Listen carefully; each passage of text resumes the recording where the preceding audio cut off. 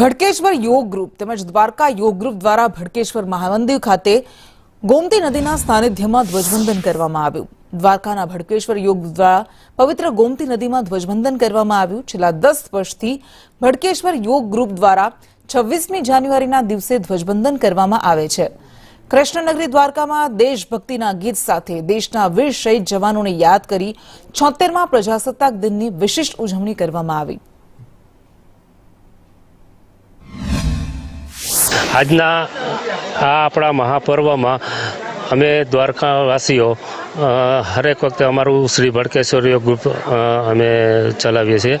તો અમારું શ્રી ભડકેશ્વર યોગ ગ્રુપ દર વર્ષે 26મી જાન્યુઆરી, 15મી ઓગસ્ટ વિશ્વ યોગ દિવસ એ અમે એક વિશિષ્ટ રીતે ઉજવણી કરીએ છીએ। સુપ્રસિદ્ધ દ્વારકાધામમાં અને પવિત્ર ગોમતી નદીમાં આ વખતે પણ અમે લોકોને રાષ્ટ્રભાવના જાગે અને દેશભક્તિને એક ધગસ દિલમાં જાગે એ હેતુથી અમે પવિત્ર ગોમતીમાં આજે ધ્વજવંદન કાર્યક્રમ કરી અને લોકોને એક દેશ પ્રેમનો એક સુંદર સંદેશો પાઠવ્યો છે। આપણે દરેક પર્વને યોગ સાથે ઉજવીએ જેથી કરીને આપણે દ્વારકા નગરીના લોકો અને ખાસ કરીને યુવા પેઢીને યોગ પ્રત્યે અને એના સ્વાસ્થ્ય પ્રત્યે જાગૃત કરી શકીએ।